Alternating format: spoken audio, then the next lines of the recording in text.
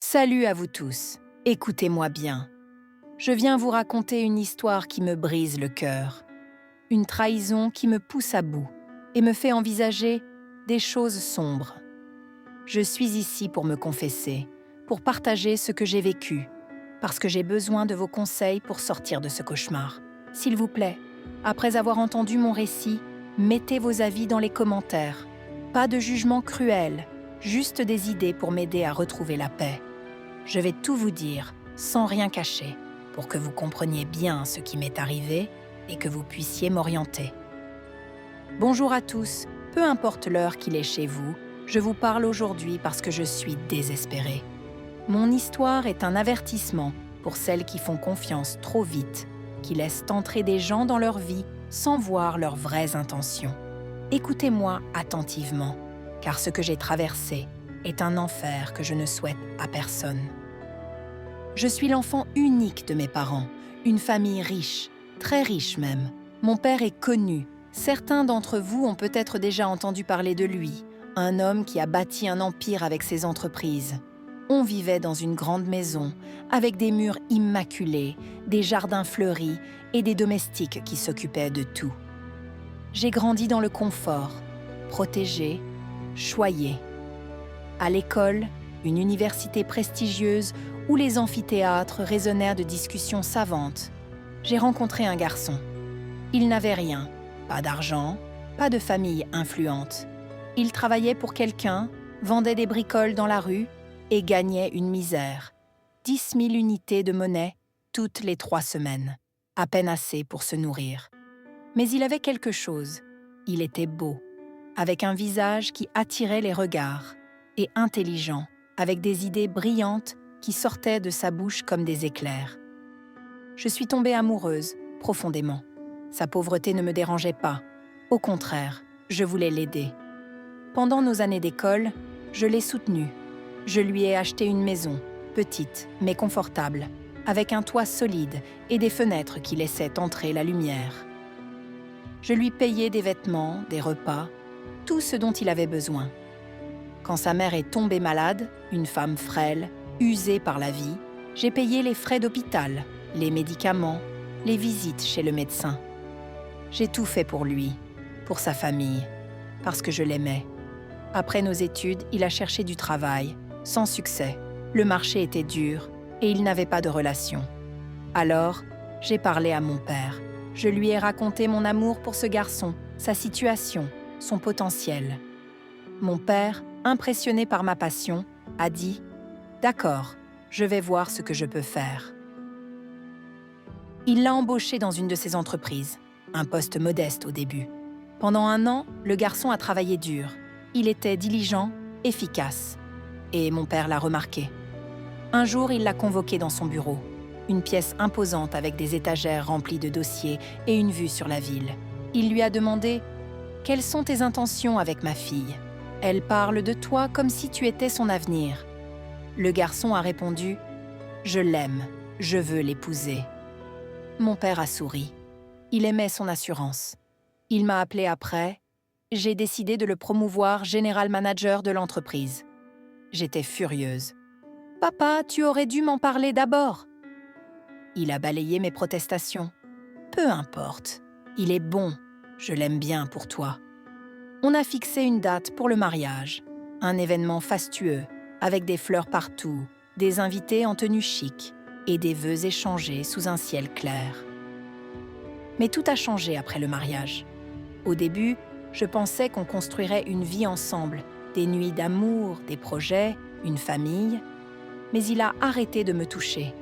Quand j'étais d'humeur, que je m'approchais de lui dans notre chambre, un lit immense drapé de soie, pour lui dire « Viens, faisons l'amour ».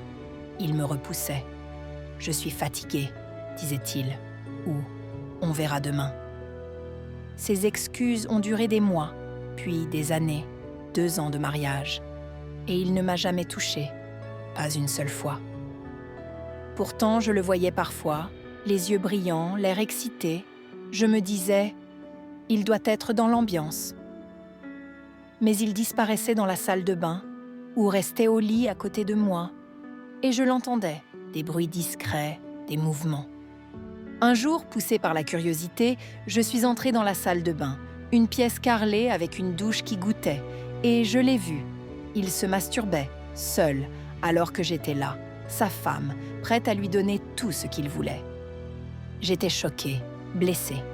Une nuit, il est rentré tard, après minuit, ivre, empestant l'alcool. Je l'ai aidé à rentrer. Je l'ai soutenu jusqu'au canapé, lui ai enlevé ses chaussures, espérant profiter de son état pour raviver quelque chose entre nous. Mais il m'a repoussée, violemment, en riant. « Ton corps, il est pas doux. Je préfère celui de ma maîtresse. » Il a parlé d'elle, sa concubine, comme il l'appelait, avec un sourire cruel. J'étais abasourdie. Il n'avait jamais critiqué mon corps avant, pas quand on sortait ensemble. Je me suis dit, c'est l'alcool qui parle. Mais ça m'a rongée. Il avait quelqu'un d'autre, et moi, je n'étais rien pour lui. J'ai commencé à voir les signes. Il rentrait tard, souvent après minuit, le téléphone collé à l'oreille.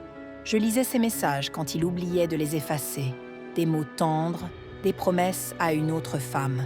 Je gardais le silence, espérant que ça passerait. Mais ça a empiré. Un jour, j'ai croisé une ancienne amie d'école, ma meilleure amie, une fille avec qui j'avais partagé des secrets, des fous rires. Je l'ai invitée chez nous, pensant qu'un peu de compagnie me ferait du bien.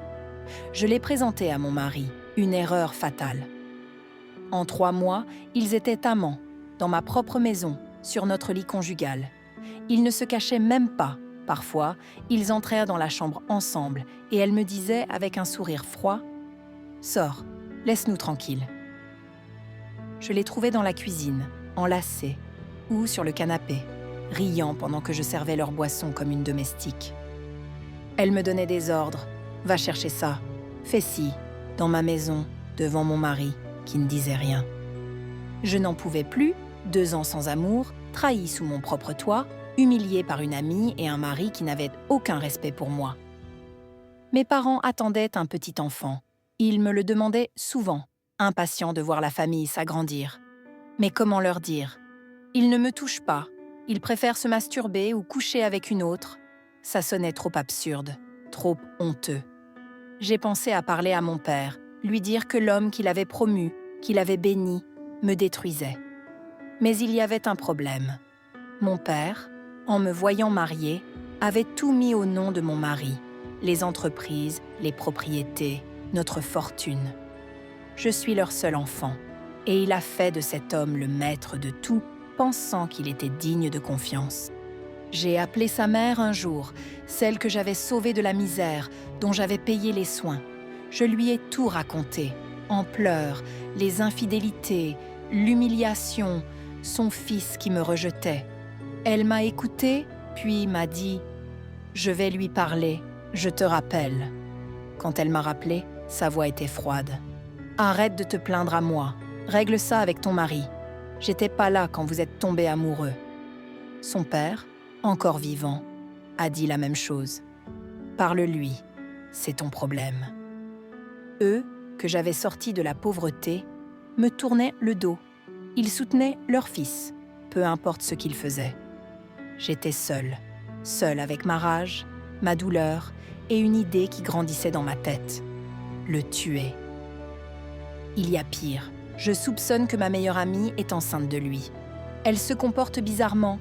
Elle vomit souvent, se tient le ventre, et lui, il la regarde avec une tendresse qu'il ne m'a jamais donnée. S'ils ont un enfant et que mon père l'apprend, tout est fini. Cet homme pourrait me faire disparaître, prendre tout l'héritage et vivre avec elle. Sa famille le soutient. Il pourrait même planifier ma mort, inventer une histoire pour justifier ça. Je ne dors plus. Je vois leurs regards complices. Je les entends rire dans ma maison. Et je veux juste que ça s'arrête. La seule solution qui me vient, c'est de mettre fin à sa vie. Ou peut-être aux deux, lui et elle. Je ne supporte plus de le voir avec une autre, surtout après tout ce que j'ai fait pour lui. La maison, l'argent, le poste que mon père lui a donné. Je veux qu'il disparaisse, pour ne plus jamais croiser son regard dans cette maison qui était la mienne. Je suis venue ici parce que je suis à bout. Je ne sais pas quoi faire. Si je parle à mon père, il sera déçu, brisé, et mon mari pourrait fuir avec tout, me laissant sans rien. Si je le tue, Je serai libre de lui, mais à quel prix? Je vous en supplie, vous tous, aidez-moi. Dois-je tout avouer à mes parents, risquer leur colère et leur chagrin?